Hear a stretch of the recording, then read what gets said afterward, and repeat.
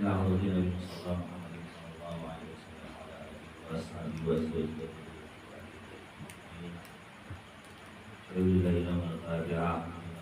wa azwajihi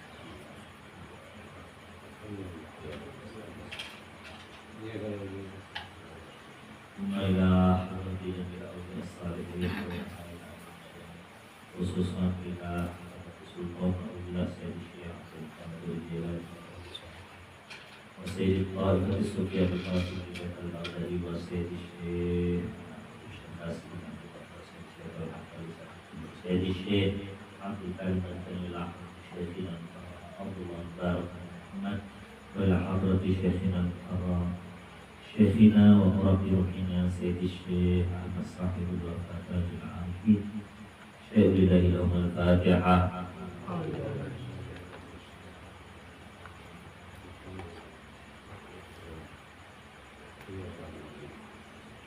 Khususan ila hadrati musannif dalam kitab Sayyid Syekh Sunnah Salim bin Sunair ila hadrati Syekh Nawawi Al-Badani Al-Fatihah. A'udzu billahi minasyaitonir rajim.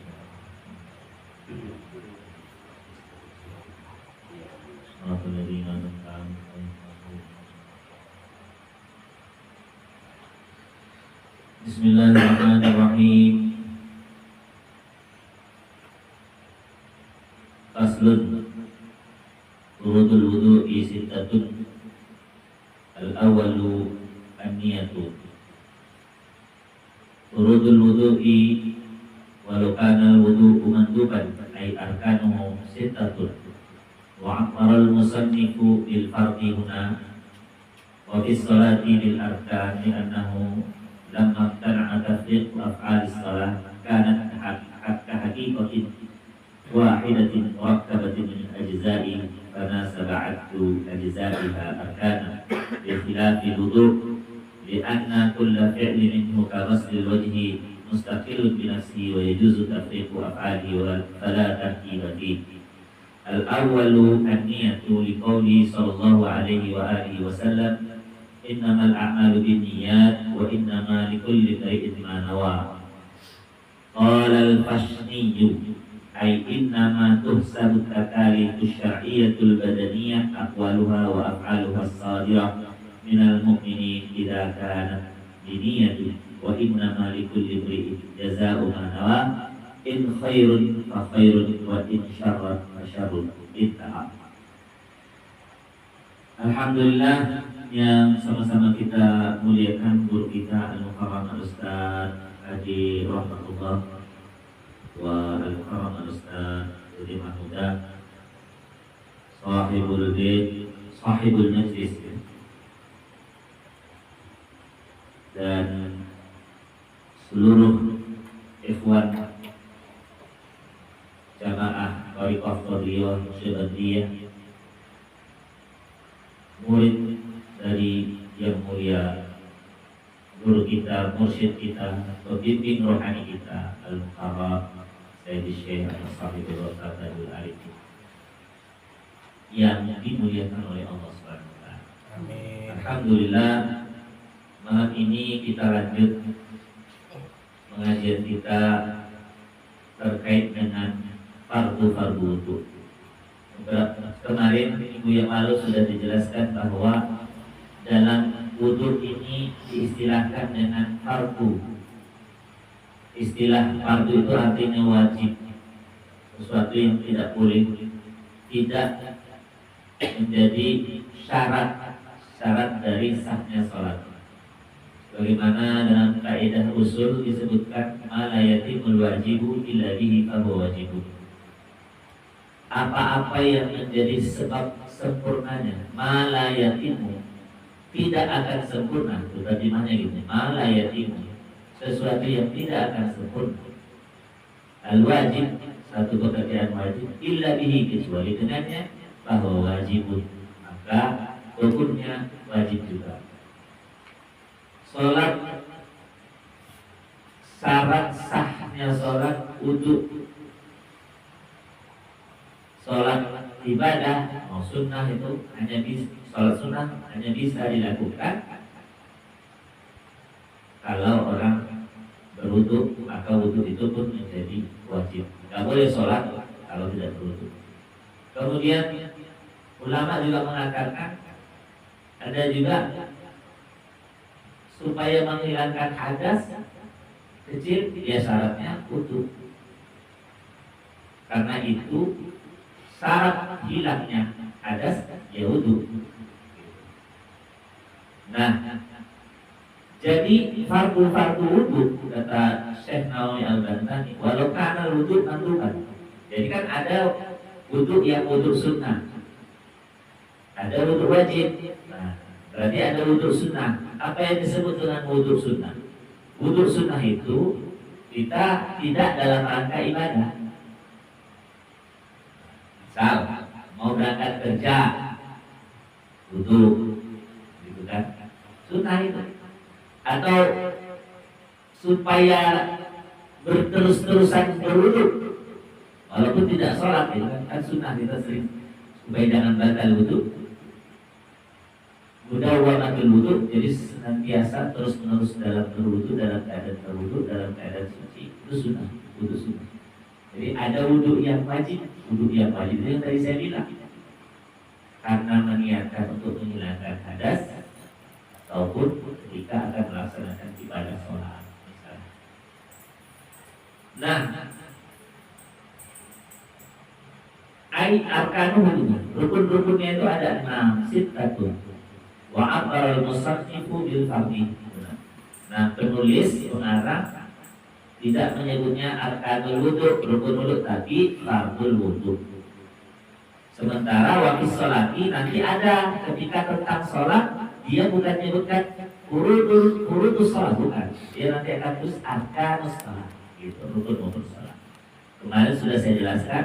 Nah, yang saya lanjut saja. Al-awwalu, yang pertama adalah an-niyat. Jadi rukun daripada wudu itu niat. Nah, niat itu apa? Nah, saya sudah pernah menyampaikan juga bahwa niat itu bukanlah kata-kata niat, nawaitul wudu, itu lafaz niat. Nah, lafaz niat, di mana letaknya niat itu? Niat itu adalah azam, azam di dalam hati, terbetik di dalam hati, tekad di dalam hati untuk melakukan sesuatu. Nah, sementara lafaznya diniatkan, disebutkan nawaitul wudu'a, nawaitul wudu'i li rabbil hadasin asghari, nawaitul wudu'a, nawaitul wudu'a li rabbil hadasil asghari fardhan lillahi ta'ala. Jadi sengaja aku itu lafaz wudu. Ya, nawaitul wudu' li rabbil hadasil asghari fardhan lillahi ta'ala, karena Allah Ta'ala. Nah, kenapa sih mesti mengucapkan niat? Nah, itu. Ini supaya jangan nanti ditanya orang di luar pengajian kita, ditanya orang, niat itu mana? Kita sebutlah niat itu adalah nama itu, usolli itu niat. Bingung kita jawab. Itu memang lafaz niat. Jadi kalau ditanya orang niat itu mana? Niat itu dalam hati. Ini sudah paham. Kapan niat itu? Nah, jadi kalau dalam berwudu nanti dijelaskan di bawah itu sama Imam Nawawi ya. Wa taqulu niyatu inda awwali ghasli juz'in min al-wajhi. Jadi bawah. Di bawah dijelaskan oleh Imam Nawawi. Wa taqulu niyatu, adapun niat itu adalah niat itu inda awwali ghasli juz'in min al-wajhi. Jadi memasang niat itu kapan? Niat itu dipasang di dalam hati itu saat mulai membasuh wajah, bahagian juz'in minal wajah. Jadi dalam kata niat ini loh, ini niat. Bismillahirrahmanirrahim. Ya, kita baru bismillah ya. Jadi sebelum wudu itu, nama itu wudu al-rabbil hadasil asghari fardhan lillahi ta'ala. Lalu kemudian Bismillahirrahmanirrahim. Di sini ketika wudhu dalam hati bunyi nyebut, kalau bunyi bahasa Inggris kopi nyebut dari situ apa yang disebut? Aku wudhu, aku wudhu karena Allah Taala. Dan itu dalam hati bunyi, aku wudhu wajib karena Allah Taala. Aku wudhu karena Allah Taala. Udah itulah niat. Nah, jadi kata Imam Nawawi, awal ghasli juz'in awal membasuh sebagian daripada wajah. Bagian wajah. Sawa'un kana dzalikal awwalu min a'la al-wajhi, sama saja. Jadi mau ditaruh mulai dari sini airnya, ya, mulai dari sini airnya, a'la al-wajhi, di atas bagian atasnya wajah, awasati atau pertengahan wajah, atau asfali atau bawahnya wajah. Jadi mana aja. Mungkin ada orang cara wudhunya gini, ada orang caranya begitu. Pokoknya meratakan kan, ghusl itu meratakan. Ya, ini ada kemarin sudah saya jelasin. Kalau masah sebagian, yang sahur roksi sebagian membasah. Tapi kalau ghusl meratakan. Wa innama wajaba qarnuha bidzalika liyuqtada bil maqsud la yuqtada biha. Kalau usila juz'un minhu qablaha wajaba i'adatu ba'daha.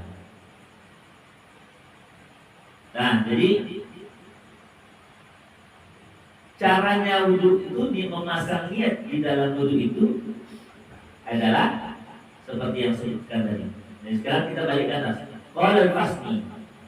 Ya, kenapa dengan niat? Rasulullah SAW bersabda, al-awwalu an-niyatu. Kenapa dengan niat? Li qauli sallallahu alaihi wasallam, itu karena sabdanya, perintahnya Rasulullah SAW. Innamal a'malu binniyat. Sesungguhnya amal perbuatan itu tergantung daripada niatnya. Wa innama likulli imri'in ma nawa. Ya, jadi sesungguhnya semua urusan itu keabsahan amal-amal tergantung pada niatnya. Al-Fasni berkata menafsiri hadis ini tuntutan. Innama tursabut takalid, tuntutan. Hukum-hukum syariat itu syariah al-badaniyah yang dilakukan oleh tubuh, aqwaluha yaitu ucapan, wa af'aluha perbuatan, as-sadirah minal mu'minin dari orang-orang mukmin, idza kanat biniyatin, hanya dipandang sah kalau dengan niat. Jadi wudu itu nggak boleh nggak pakai niat. Gitu. Jadi semua ibadah itu harus ada niat. Nggak sah ibadah itu kalau tidak niat. Sebab apa? Wa innama likulli imri'in ma nawa. Orang akan menerima balasan sesuai dengan apa yang dia niatkan. Ya. In khairat, kalau dia berniat baik, maka dia akan mendapatkan pahala baik. Wa khairun. Wa in syarrat, kalau dia berniat buruk, maka dia pun akan mendapatkan keburukan. Wa takunu ni'mas, kan itu bicara. Wa takunu ni'mas. Niat dalam wudu dilakukan seperti saya bilang tadi ketika membasuh air pada bagian wajah yang pertama kali. Baik bagian wajah tersebut adalah bagian atasnya, bagian tengahnya, dari awal min a'la al-wajhi aw wasdi, atau pertengahannya, atau asfali, atau bagian bawahnya. Wa inna ma wajaba qarnuha. Adapun mengapa diwajibkan? Ya.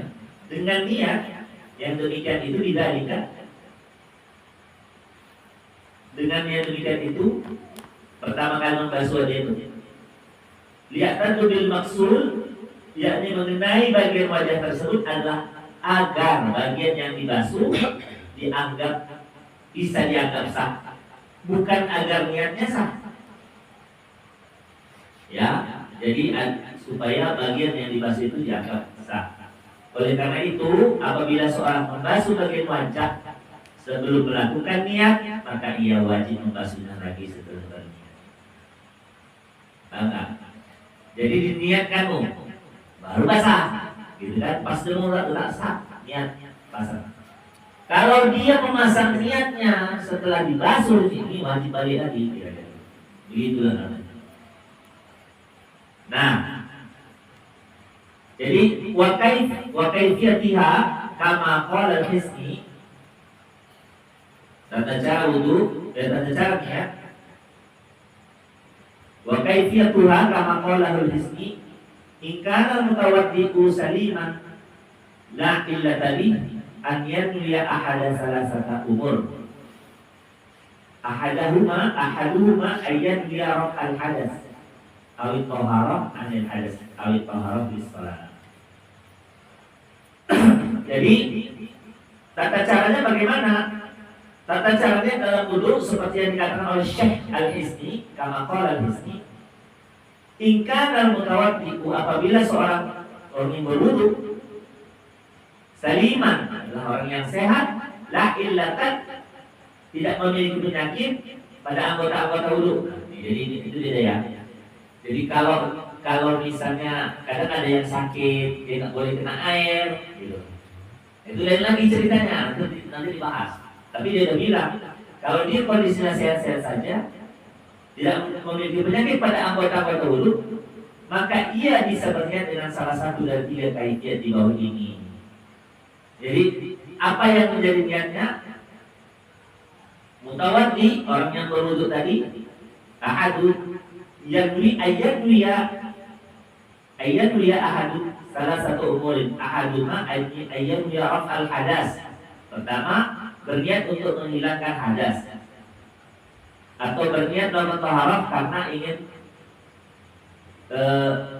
membersihkan hadas, atau berniat untuk taharah dalam rangka melaksanakan sholat. Jadi yang pertama niatnya itu adalah menghilangkan hadas atau karena ingin melaksanakan sholat. Yang kedua, asani ayyanwiya istibahatus sholat al-ghairiha. Yang kedua adalah diperbolehkan, berniat agar diperbolehkan melakukan sholat atau selain sholat, yaitu ibadah-ibadah yang tidak diperbolehkan dilakukan kecuali dengan taharah terlebih dahulu, yaitu seperti memegang mushaf. Jadi berwudu memegang mushaf, syarat daripada syarat memegang mushaf itu adalah dengan cara berwudu terlebih dahulu. Sehingga mutawaddi berniat, saya berniat jadi tergantung. Nah, jadi saya berniat wudu karena mau memegang mushaf. Jadi dalam hatinya kan saya bilang niat. Jadi kalau gitu niatnya kalau niat baca niatnya beda-beda tak Ustaz? Ya enggak, beda sama. Nama itu wudu'an birafil hadasi asghari fardhon menghilangkan hadas kecil. Dalam hati saya niat wudu karena mau sholat. Wudu. Saya niat wudu karena mau memegang Quran. Tapi itu dipasang di dalam hati. Diniatkan di dalam hati. Nah, jadi selanjutnya asalis ayyanwiya fardul wudu'i atau ada al-wudu'i atau al-wudu'i wa in kana nawiya sabiyan atau mujaddid. Jadi seorang berwudu itu berniat melakukan fardhu atau berniat melakukan wudu atau berniat wudu meskipun mutawaddi adalah anak kecil. Jadi anak kecil pun harus berniat dalam berwudu. Allahu a'lam bishawab. Silakan kalau ada yang mau bertanya.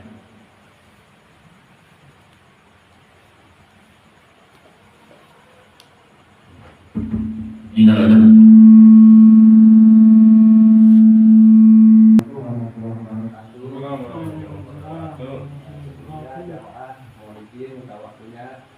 Yang kami hormati guru kita Ustaz sampai Ahmadullah, Ustaz Jadi, sementara Biologi Yasir. Salah satu tujuan kita di majlis ini adalah sama-sama belajar untuk memperbaiki ibadah khususnya yang fardu ya. Jadi kalau memang tidak keberatan nantinya mungkin juga akan ada tanya jawab, mungkin ada satu ini untuk mengawali pertanyaan pertama. Jadi Pak Kiai sekarang itu kan apa yang tidak ada minyak rambut ya. minyak rambut. Kalau di kepala itu misalnya dikatakan nanti sebagian ya, misalnya jambul kita udah ganteng nih pakai gini.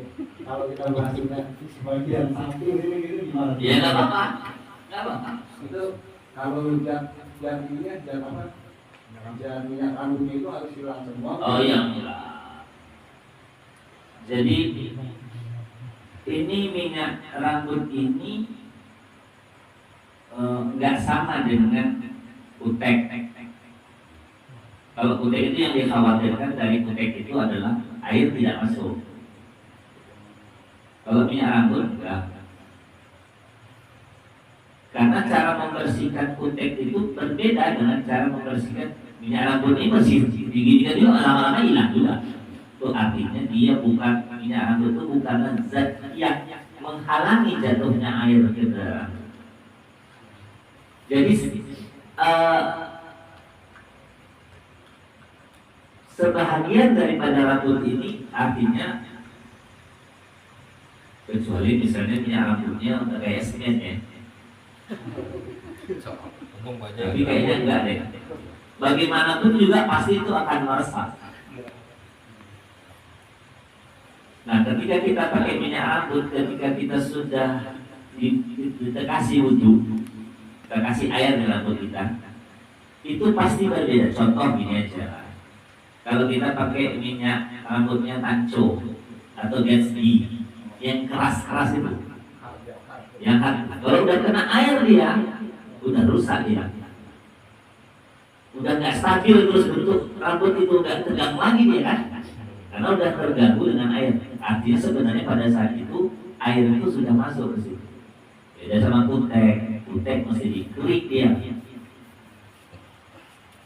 dikerik dia, dan dia ada pembersih khusus. Kutek itu ada pembersih khususnya supaya luntur. Kan rambut kita nggak perlu kita pembersih khusus, kasih minyak lain lagi supaya luntur Gatsby-nya kan? Gatsby itu adalah itu tentunya ada Gatsby yang dari air katanya gitu, lebih banyak airnya.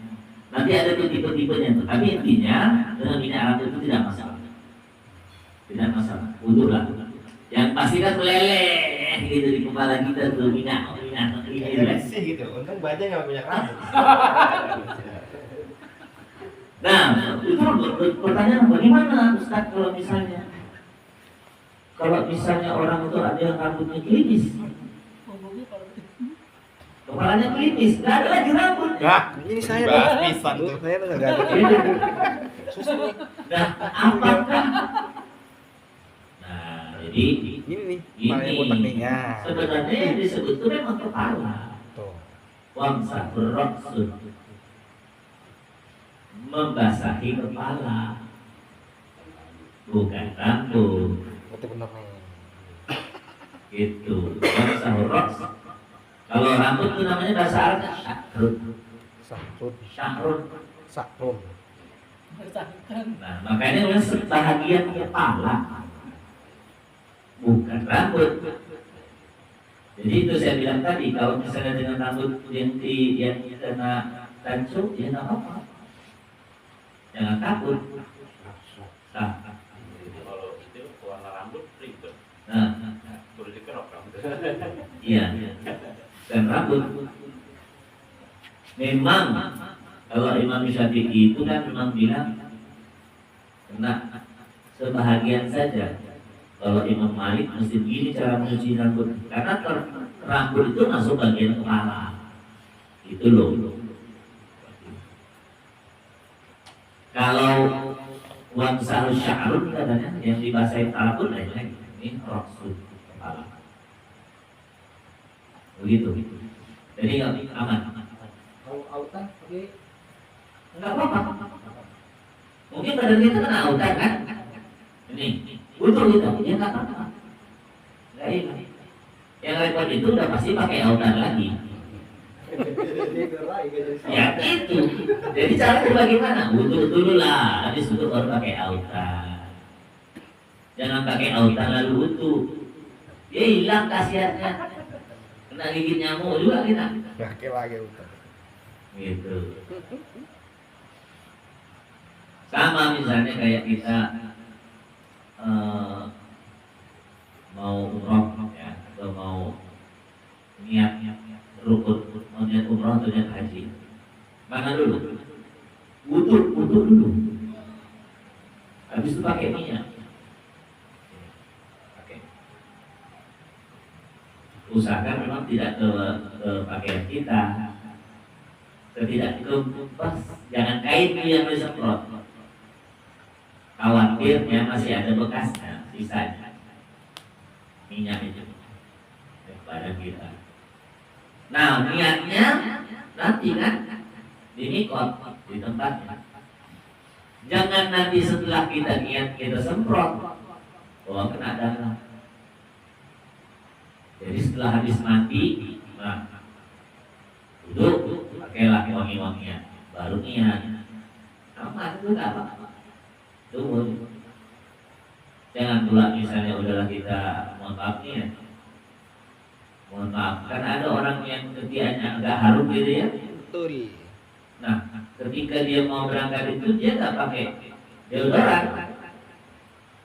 Takut katanya dulu. Ya salah. Pakailah deodoran baru niat. Jangan setelah niat pakai deodoran. Rusak ibadah.